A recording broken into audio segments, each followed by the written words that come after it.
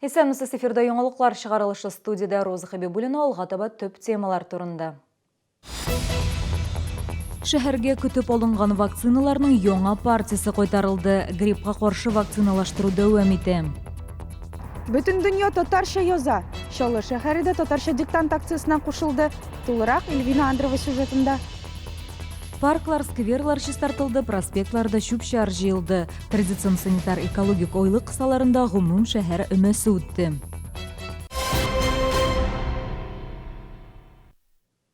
Ярчалыга балалар өчен исәпләнгән гриппка каршы вакцина килде. 25 000 дозадан торган прививканың икенче партиясе шәһәрнең балалар хастаханәләренә бүленгән. Моннан тыш шушы көннәрдә өлкән кешеләр өчен исәпләнгән 30 000 дозага якын партия кайтарылачак. Сәламәтлек саклау идарәсеннән хәбәр итүләренчә, шәһәрнең олы яшьтәге халкына шифаханәләрдә прививка ясый башлаячаклар.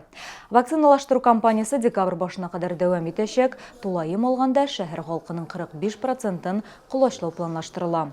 Бу узган ел күрсәткечләреннән артып китә.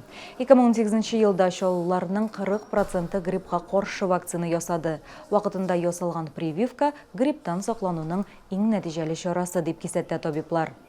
Вакцинируются люди старше 60 лет обязательно, без ограничения дальнейшего возраста. Конечно же, вакцинации обязательно подлежат люди, часто болеющие респираторными вирусными инфекциями. Беременные обязательно подлежат вакцинации. Ну и, конечно, дети. Ярбуй мәйданында ремонт эшләрендә дәвам итәчәкләр. Яз көне сәхнә каршындагы урынны бетон белән түшәп, бордюр ташы белән әйләндереп алганнар иде.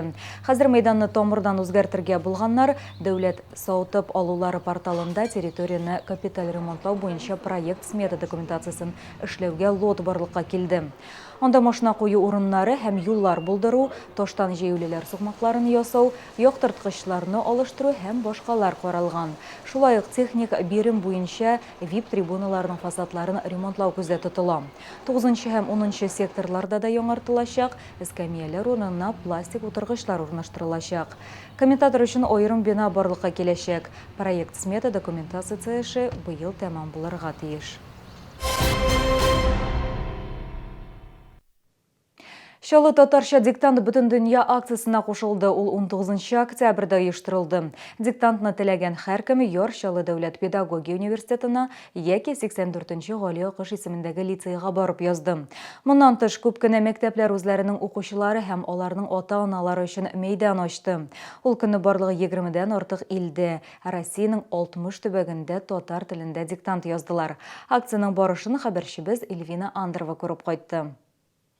4-нче сонлы мәктәпкә татарча диктант язарга килүчеләрне ишек төбеннән үк бәйрәм рухы каршылады. Мәктәп укучылары җырлар, биюләр, шигырьләр белән килгән кунакларны сөендерде. Мәктәп директоры Айрат Әсәйнов әйтүенчә, бу акциядә катнашу мәктәпнең дәрәҗәсен күтәрергә, балаларда милли рухны үстерергә ярдәм итә.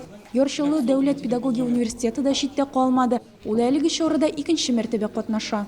Ел сайын кеше саны арта дисәк тә була. Быел барлыгы якынча 100-гә якын кеше килергә тиеш иде. Шул һәм инде заявкалар буенча ничә кеше язылган, шул чама килде дисәк тә була. Миңа калса, быел текст әлләни катлаулы түгел һәм язган кешеләргә дә язарга җиңел булыр дип уйлыйм. Диктант язу өчен Роберт Миңнуллинның «Мин кулыма китап алам» әсәре сайланган. Аны әйтеп яздыру өчен филологларга һәм укытучыларга гына түгел, артистлар, журналистлар һәм башка таныклы шәхесләргә тапшырдылар. Алар арасында Чаллы дәүләт татар драма театры артистлары да бар. Бу бик кирәкле, чөнки хәзер балалар татарча бик рәхәтләнеп сөйләшмиләр. Ул менә мәктәпләрдә дәрес вакытларында гына сөйләшәләр.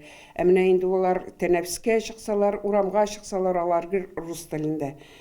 Миңа калса, мин бик сөенеп, бик шатланып, бүген диктант яздырырга әзерләнеп килдем. Менә шушындый акциялар ай сайын булсын, атна сайын булсын, аның башка чаралары да булсын иде. Минем теләгем шул. Диктант язучылар арасында төрле һөнәр ияләре, төрле яшьтәге шәһәрдәшләребез. Кайберәүләр өчен бу чара белем дәрәҗәсен тикшерү белән генә шикләнми. Алмас Әгләмов белән Алсу Муллахмәтова үзләре тәмамлаган университетны күрәсе дә килгән иде диләр. Бу акция 16 елдан барганын беләм, ләкин беренче тапкыр катнашам. 19 елда күптән хыялланган идем. Димәк, ниһаять хыял чынга ашты. Менә бер урындагы 2 нокта ансында мәгънәсе җөмләнең мәгънәсен укысаң, аңласаң була.